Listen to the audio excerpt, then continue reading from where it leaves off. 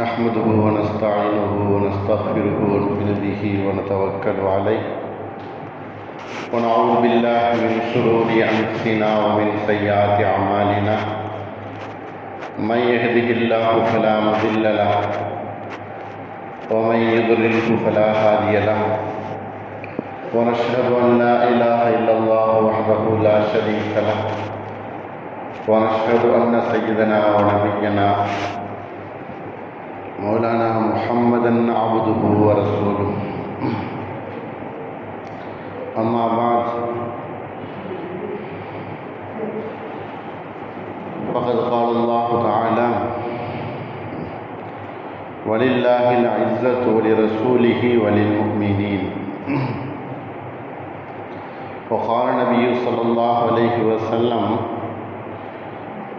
ما من أيام العمل الصالح فيهن أحب إلى الله من هذه الأيام العشر أو كما قال عليه الصلاة والسلام. புகழ் அனைத்தும் அல்லாஹ் ஒருவனுக்கே, சாந்தியும் சமாதானமும் நபிகள் நாயகம் ஸல்லல்லாஹு அலைஹி வஸல்லம் அவர்கள் மீதும் அவர்களை பின்பற்றிய உத்தம சத்திய சஹாபாக்கள், தாபியீன்கள், தபா தாபீன்கள், குறிப்பாக நம் எல்லோரின் மீதும் அல்லாஹுவின் சாந்தியும் சமாதானமும் என்றென்றும் நின்று நிலவட்டுமாக.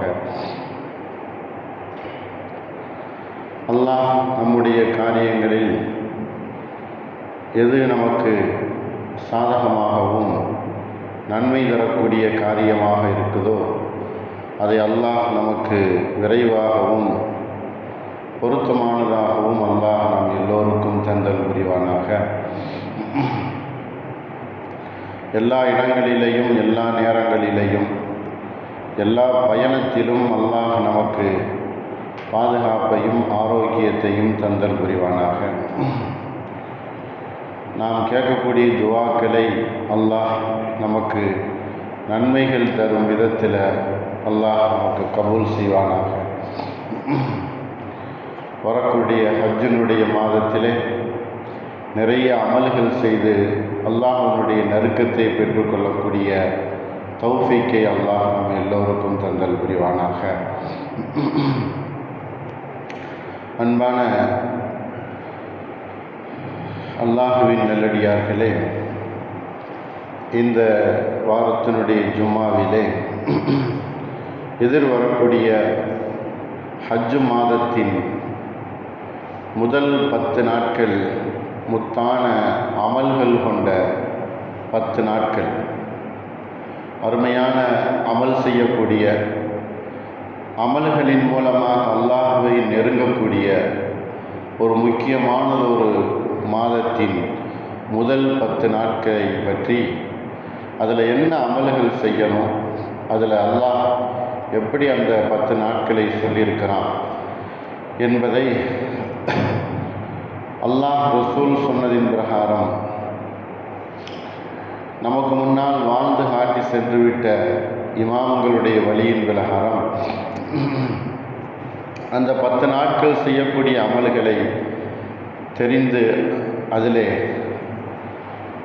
அமல்கள் செய்து அல்லாஹ்வுடைய நெருக்கத்தையும் திருப்பொருத்தத்தையும் அடைந்து கொள்ளக்கூடிய வாய்ப்புகளை அல்லாஹ் நம் எல்லோருக்கும் தந்தல் புரிவானாக.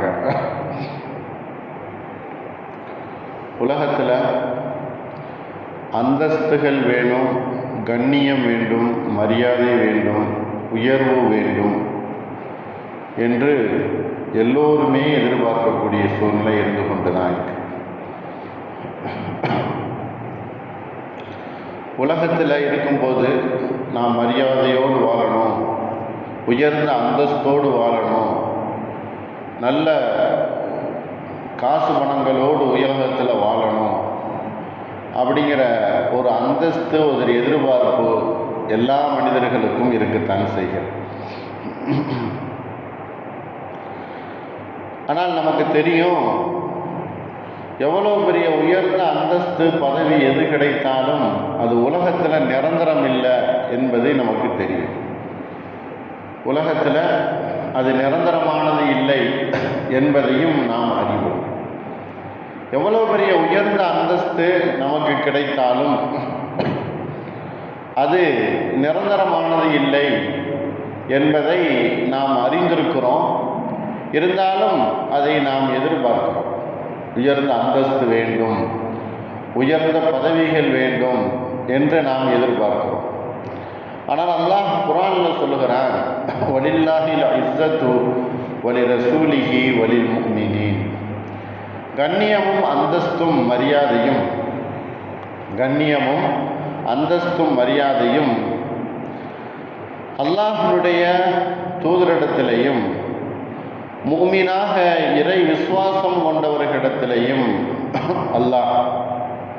அல்லாஹ்விடத்திலேயும் ரசூலுக்கும் மூமீன்களுக்கும் அல்லாஹ் உயர்ந்த அந்தஸ்தை வைத்திருக்கிறான்.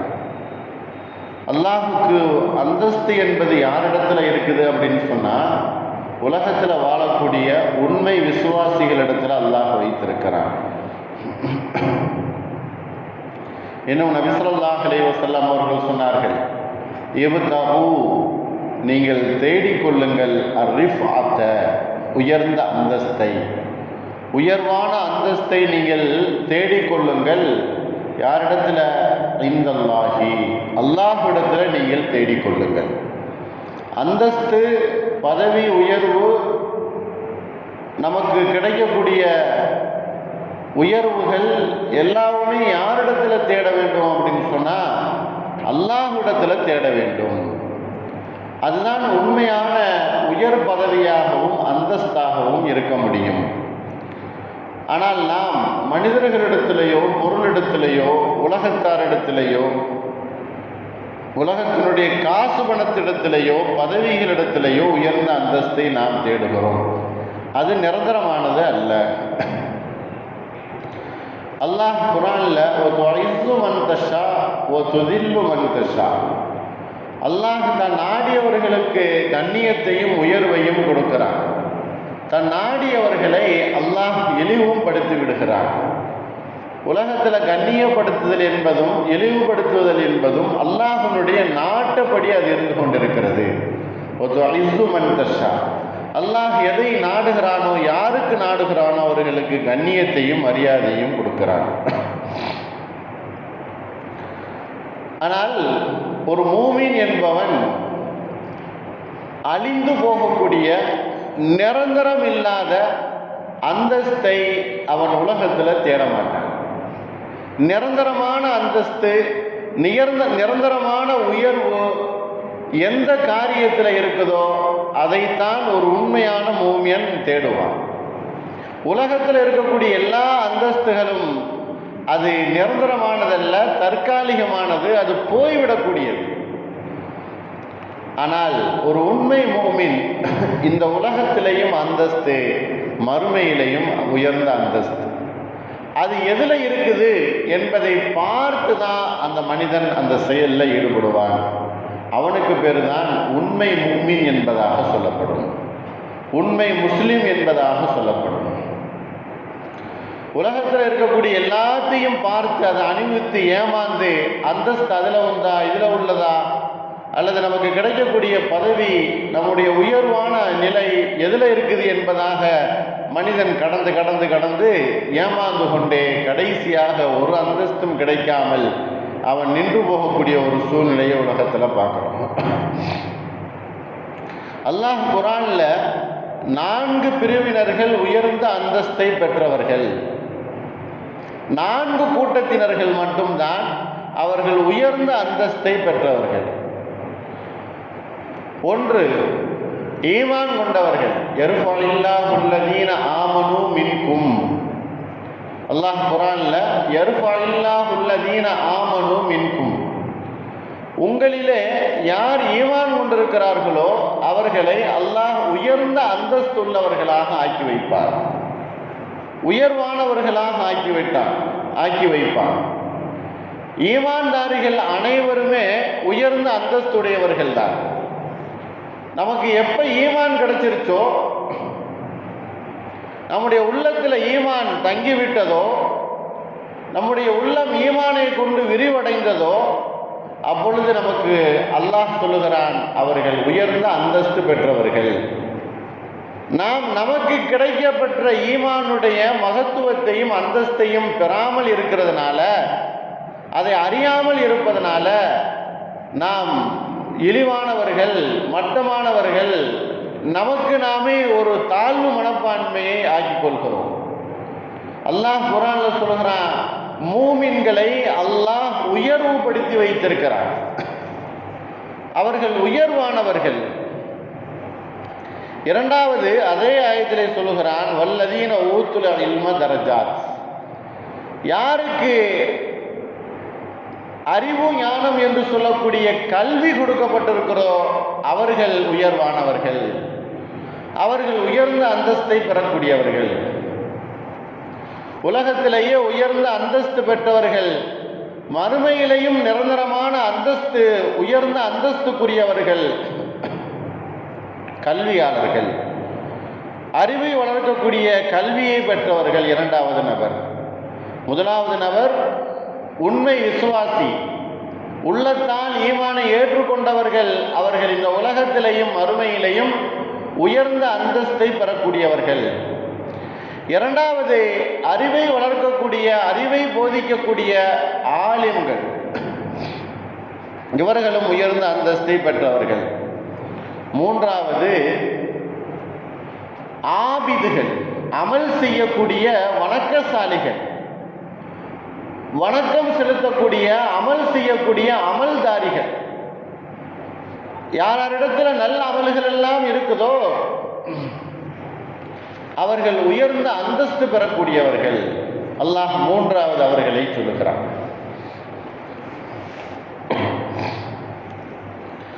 நான்காவது பணிவுடையவர்கள்.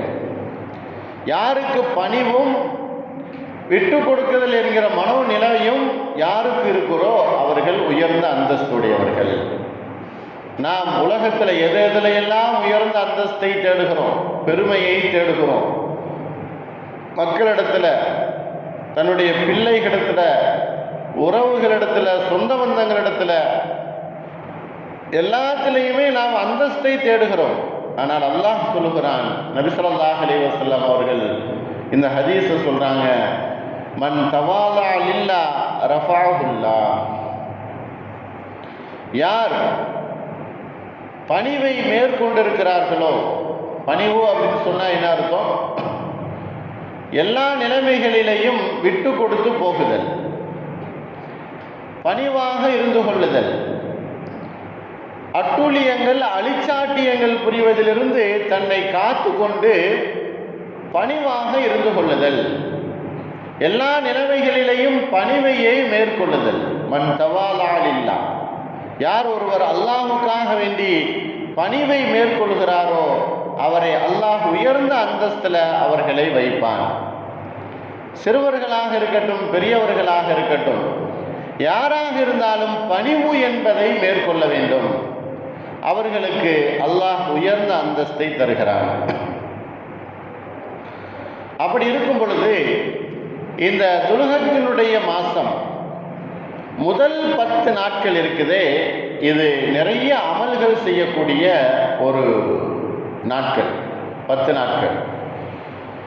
நபி ஸல்லல்லாஹு அலைஹி வஸல்லம் அவர்கள் சொன்னார்கள், மாமின் ஐயாவின் அல் அமலு ஸாலிஹு ஃபீஹின்ன, எந்த நாட்களிலேயும் எந்த ஒரு அமலும், சாலிகான அமலும் என்பதும் அந்த நாட்களிலே இல்லை. அஹப்ப இலல்லாஹி, அல்லாஹுக்கு மிகவும் விருப்பமானதாக, மின் ஹாதிஹில் ஐயாம், இந்த 10 நாட்களிலே அமல் செய்வதை விட, இபாதத் செய்வதை விட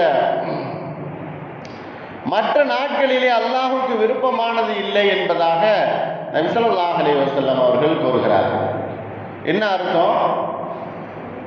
இந்த துல்ஹஜ் மாதம் பிறந்து விட்டது அப்படின்னு சொன்னால் அந்த அமல்களில் நாம் அன்றாட செய்து கொண்டிருக்கிறோம்.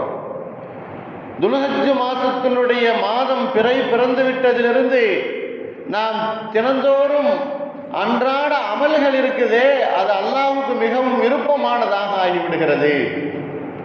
எப்படி ரமலானுடைய மாசத்துல கடைசி 10 நாட்கள் 30 நாட்களும் சிறப்பானது என்று இருந்தாலும் கடைசி 10 நாட்கள் மிகவும் சிறப்பானதாக இருக்குது அல்லவா, அது மாதிரி இந்த துல்ஹஜ் மாசத்தினுடைய முதல் 10 நாட்கள் அதில் செய்யக்கூடிய அமல்கள் பிரத்யேகமாக ஒரு அமல் இருந்தாலும் கூட டெய்லி தினந்தோறும் நாம் செய்யக்கூடிய அமல்கள், ஃபஜர் தொழுகையிலிருந்து இஷா தொழுகை வரும், மற்ற இதர வத்துக்கள், மற்ற அதிகப்படியான உபரியான அமல்கள், இவைகளெல்லாம் நாம் அந்த நாட்களில் நிறைவேற்றும் பொழுது, செய்து வரும் பொழுது அல்லாஹ் நம்மின் மீது அதிகமாக பிரியம் கொண்டு நிறைய நன்மைகளை நமக்கு தருகிறார்.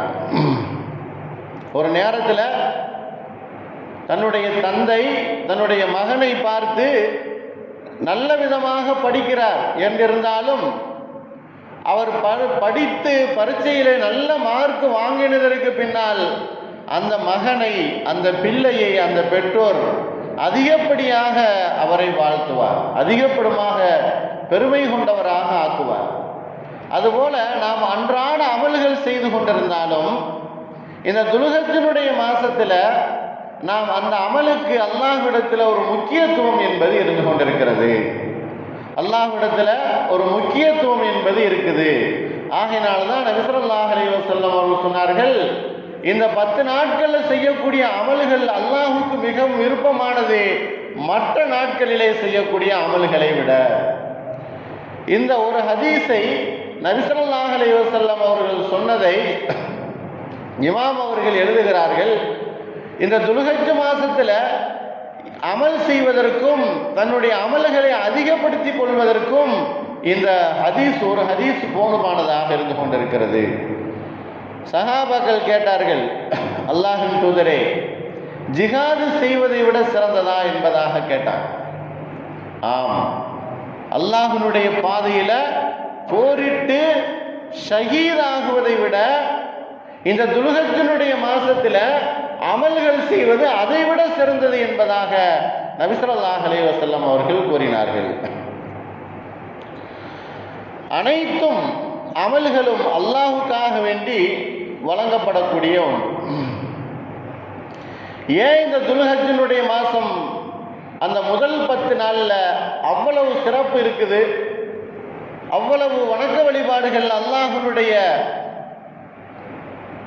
தனிப்பட்ட முறையில் முக்கியத்துவம் என்பது எதற்காக வேண்டி இருக்குது அப்படின்னு சொன்னால், அல்லாஹ் நமக்கு என்னென்ன கடமைகள் எல்லாம் கடமையாக ஆக்கினானோ அது எல்லா கடமைகளும் அந்த துல்ஹஜ்ஜினுடைய மாசத்தில் நாம் செய்கிறோம். மற்ற மாதங்களில் மற்ற நாட்களில் ஒரு சில கடமைகள் தான் நாம் நிறைவேற்றுவோம். ஆனால் துல்ஹஜ்ஜினுடைய மாசத்தில் அல்லாஹ் விதித்த கட்டளையிட்ட எல்லா காரியங்களையும் நாம் செய்து முடிக்கிறோம். எப்படி எல்லா காரியங்களையும் செய்து முடிக்கிறோம்? அந்த நாட்களிலே மற்ற நாட்களிலே தொழுவதை போன்று அந்த நாட்களிலே கடமையான தொழுகையையும் தொழுகிறோம், உபரியான தொழுகைகளையும் தொழுகிறோம். அந்த நாட்களில் நோன்பும் வைக்கிறோம். அந்த நாட்களிலே நோன்பை வைக்கிறோம், நோன்பையும் அல்லாஹ் கடமையாக ஆக்கியிருக்கிறான், நோன்பு வைக்கிறோம். ஹஜ்ஜினுடைய காரியங்களையும் அந்த துல்ஹஜ் மாசத்தில் தான் நிறைவேற்றப்படுகிறது. அதே போல துவாக்கள், குர்பானி, தக்பீர் ஓதுதல், தஸ்பீஹ் செய்தல், திக்ர் செய்தல், இது எல்லாமே ஒட்டுமொத்தமாக அமல்கள் கொண்ட ஒரு 10 நாள் தான் இந்த துல்ஹஜ்ஜினுடைய நாள். அன்பானவர்களை நன்றாக விளங்கணும், எல்லா அமல்களையும் உள்ளடக்கிய ஒரு 10 நாள் என்பது இந்த துல்ஹஜ்ஜினுடைய முதல் 10 நாள். மற்ற மாதங்களில் இது முழுமை பெறுகிறதா என்று சொன்னால் இல்லை. இந்த 10 நாட்களில் தான் ஹாஜிகள் ஹஜ் செய்கிறார்கள், இது உள்ளடக்கிய ஒரு நாள்.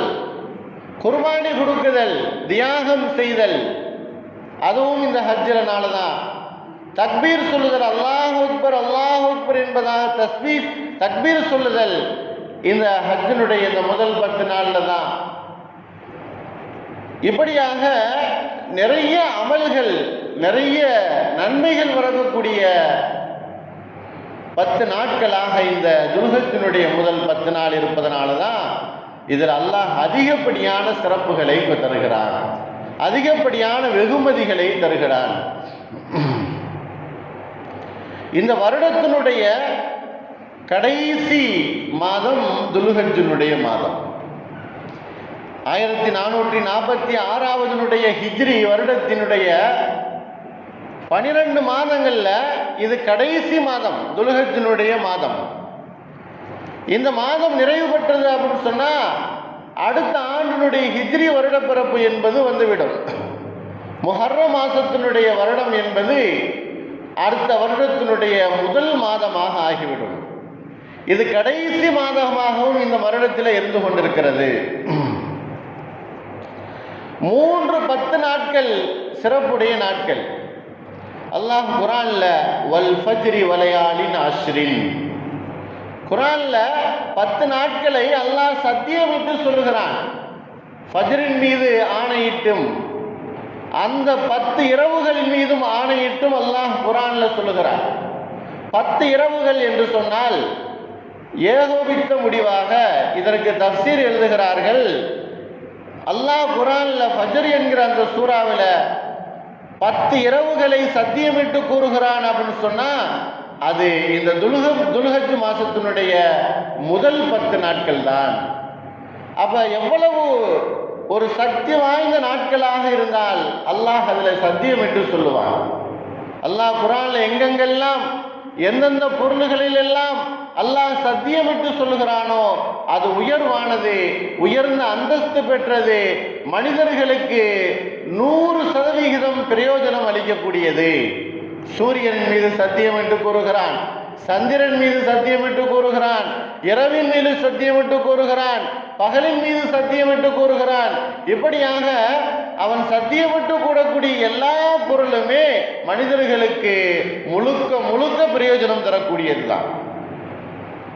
அந்த வகையில் இந்த துல்ஹஜ் மாசத்தினுடைய முதல் 10 நாளின் மீது அல்லாஹ் சத்தியமிட்டு கூறுகிறான் அப்படின்னு சொன்னா அது சிறப்பு வாய்ந்தது.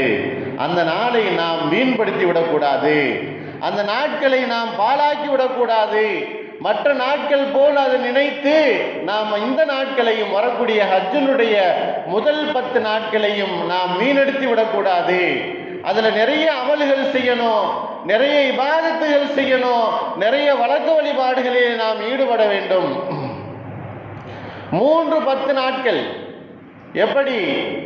முஹர்ரம் மாசத்தினுடைய முதல் 10 நாள் அது முடிந்தவுடன் ஆஷுரா என்கிற ஒரு சிறப்பு நாள். முஹர்ரம் மாசத்தினுடைய முதல் 10 நாட்கள் நிறைவு பெறும் பொழுது ஆஷுரா என்று சொல்லக்கூடிய ஒரு சிறப்பானது ஒரு நாள். ரமலான் மாசத்துல கடைசி 10 நிறைவு பெறும் பொழுது சிறப்பிற்குரிய பெருநாள். அதுபோல இந்த துல்ஹஜ் மாசத்துல 10 நாட்கள் நிறைவு பெறும் பொழுது ஈதுல் அல்ஹா என்று சொல்லக்கூடிய திருப்பெருநாளை அல்லாஹ் வைத்திருக்கிறான். ஆக இந்த 10 நாட்கள் நிறைவு பெறும் பொழுது அல்லாஹ் ஒரு பெரிய சிறப்பை நமக்கு வைத்திருக்கிறார். ரமலானுடைய கடைசி 10 நாட்கள் சிறப்பு வாய்ந்தது. அது நிறைவு பெறும் பொழுது அல்லாஹ் பெருநாள் என்று சொல்லக்கூடிய ஒரு திருநாளை வைத்திருக்கிறார். அதுபோல இந்த துல்ஹஜ்ஜினுடைய முதல் 10 நாட்கள் நிறைவு பெறும் பொழுது அல்லாஹ் ஈதுல் அல்ஹா என்று சொல்லக்கூடிய ஒரு சிறப்பு வாய்ந்த ஒரு பெருநாளை அல்லாஹ் நமக்கு தந்திருக்கிறான். ஹாஜிகள் அவர்கள் ஹஜ்ஜுக்கு சென்று தங்களுடைய எல்லா காரியங்களையும் இந்த ஹஜ்ஜினுடைய நாட்களிலே அவர்கள் நிறைவு செய்வார்கள். துல்ஹஜ் பிறை 8 முக்கியமான அமல்கள், ஹஜ்ஜினுடைய அமல்கள் ஆரம்பமாகிவிடும்.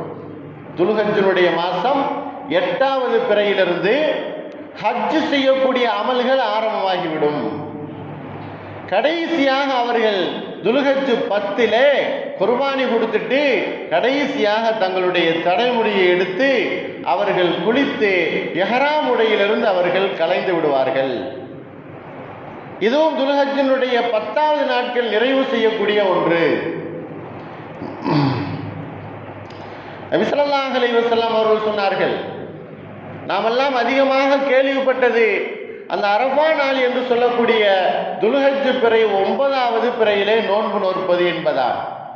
நபி ஸல்லல்லாஹு அலைஹி வஸல்லம் அவர்கள் ஒரு ஹதீஸ்ல சொல்றாங்க, எந்த ஒரு மனிதர் துல்ஹஜ் மாசத்தினுடைய முதல்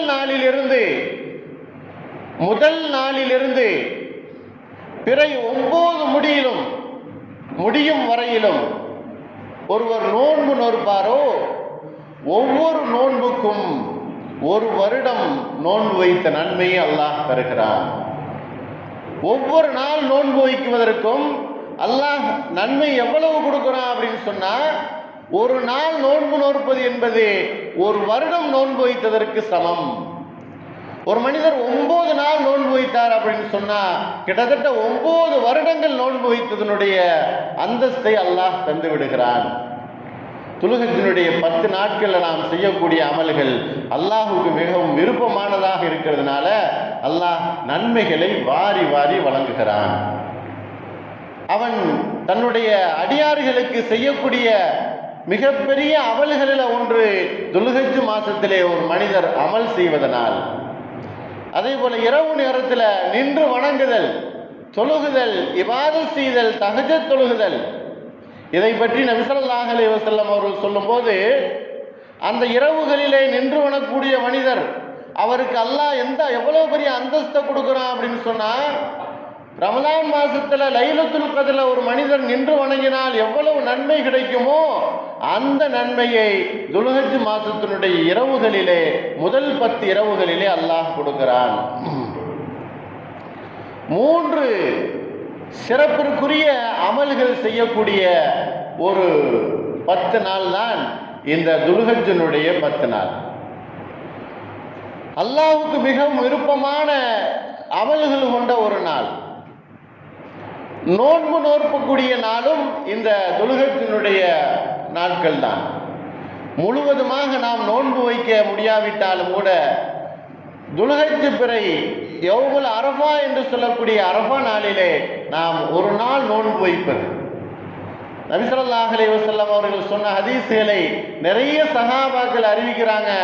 அந்த யௌமுல் அரஃபாவிலே நோன்பு நோக்குதல் என்பது அல்லாஹுக்கு மிகவும் விருப்பமானதாக இருக்கிறது.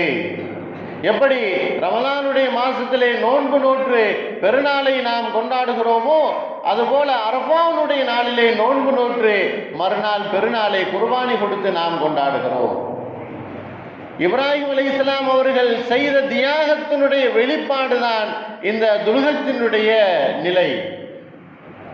இப்ராஹிம் அலைஹிஸ்ஸலாம் அவர்கள் கண்ட கனவுகளை இந்த 10 நாட்கள் அவர்களுடைய எண்ணங்களும் அவர்களுடைய அந்த விஷயங்களும் அசை போட்டு கொண்டே இருக்கிறார்கள். தன்னுடைய இஸ்மாயில் தன்னுடைய மகனிடத்தில் அவர்கள் இந்த 10 நாட்களில் ஆலோசனை செய்கிறார்கள். எப்படி குர்பானி கொடுக்குதல் தன்னுடைய மகனை என்று. அல்லாஹ் இப்ராஹிம் அலைஹிஸ்ஸலாம் அவர்களுக்கு ஒரே ஒரு செயலை, குர்பானி என்கிற செயலை துல்ஹஜ்ஜினுடைய மாசத்துல அல்லாஹ் அதை செய்ய சொன்னான். ஒரே ஒரு அமலின் காரணமாக இந்த உலகத்திலேயே பெரிய அந்தஸ்தை இப்ராஹிம் அலைஹிஸ்ஸலாம் அவர்கள் பெற்றார்கள். ஆனால் நாம் நிறைய அமல்கள் செய்கிறோம், நோன்பு நோக்கிறோம், குர்பானி கொடுக்கிறோம், ஹஜ் செய்கிறோம், இன்னும் வர எத்தனையோ அமல்களை நாம் செய்கிறோம். அப்ப நமக்கு அல்லாஹ் எவ்வளவு பெரிய அந்தஸ்தை நாம் கொடுப்பான் நமக்கு என்பதை நாம் யோசிக்குவதற்கு கடமைப்பட்டவர்களாக இருக்கிறோம். அன்பானவர்களே, நான் ஆரம்பத்தில் சொன்னதை போன்று உலகத்தில் எல்லா மனிதர்களும் அந்தஸ்தை விரும்பக்கூடியவர்கள் உலகத்தில். அதை விட்டும் ஒதுங்கியவர்கள் உலகத்தில் யாரும் கிடையாது. எனக்கு அவ்வளவு பெரிய அந்தஸ்து வேண்டும், இவ்வளவு பெரிய அந்தஸ்து வேண்டும் என்று எதிர்பார்க்கக்கூடியவர்கள் மனிதர்கள். அதுவும் ஒரு மூமின் எதிர்பார்க்குதல் என்பது நிரந்தரமான அந்தஸ்தை. அது எங்கே அல்லாஹ் வைத்திருக்கிறான்? இது போன்ற அமல்கள் செய்யக்கூடிய அந்த நிலையில தான் அல்லாஹ் உயர்ந்த அந்தஸ்தை வைத்திருக்கிறான். நிரந்தரம் இல்லாத ஒரு அந்தஸ்தை உலகத்தில் ஒரு மனிதன் தேடுவான் என்று சொன்னால் அவன் மூமினுடைய அர்த்தத்திலே அவன் இருக்க மாட்டான். மூமின் என்று சொல்லக்கூடிய மனிதன் இந்த உலகத்திலேயும் மறு உலகத்திலேயும் நிரந்தரமான அந்தஸ்தை விரும்பக்கூடியவனாக இருப்பான். அதனுடைய வழியைத்தான் அல்லாஹ் இந்த விஷயங்களிலே சொல்லி காட்டுகிறான். ஒரு மனிதன் அவன் மூமின் அப்படின்னு சொன்னா மறுமையிலையும் உயர்ந்த அந்தஸ்து, இந்த உலகத்திலையும் உயர்ந்த அந்தஸ்து. அது இந்த அமலின் மூலமாக இந்த கிடைக்கக்கூடிய இந்த துல்ஹஜ் மாசத்தினுடைய அந்த முதல் முத்தான அந்த அமல்கள் செய்வதன் மூலமாக அல்லாஹ் உயர்ந்த அந்தஸ்தை நமக்கு தருகிறான்.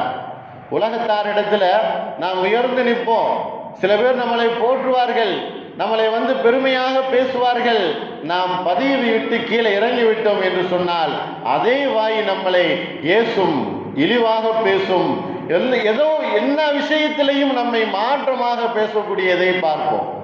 அதை விட்டு மூமின், ஒரு முஸ்லிம், மாறுபட்டவன், உலகத்திலையும் சரி ஆகிரத்திலையும் சரி கிடைத்த அந்தஸ்தை தக்க வைத்து கொண்டு நிரந்தரமாக இருப்பதற்குரிய அமல்களிலே அவன் ஈடுபடுவான். அப்படிப்பட்ட மனிதன் தான் மூமினாக இருக்க முடியும். அன்பானவர்களே, அந்த ஒரு உயர்ந்த அந்தஸ்தை தரக்கூடிய ஒரு மாதம் நம்மிடத்திலே வரக்கூடியதாக இருக்குது. இன்னும் ஒரு சில நாட்களிலே அந்த துல்ஹஜ்ஜினுடைய மாதத்தினுடைய பிறை நமக்கு கண்களிலே தெரியக்கூடியதாக இருக்குது. அந்த நாட்களை நாம் முழுமையாக பயன்படுத்தி கொள்ள வேண்டும். நிறைய அமல்கள் செய்து அல்லாஹ்விடத்தில் உயர்ந்த அந்தஸ்தை பெறணும். அதற்குரிய வாய்ப்பையும் தௌஃபீக்கையும் முழுமையாக அல்லாஹ் நம் எல்லோருக்கும் தந்தல் புரிவானாக. வாஹிர் தாவானான் அல்ஹம்துலில்லாஹி ரப்பில் ஆலமீன். அஸ்ஸலாமு அலைக்கும் வரஹ்மத்துல்லாஹி வபரகாத்துஹு.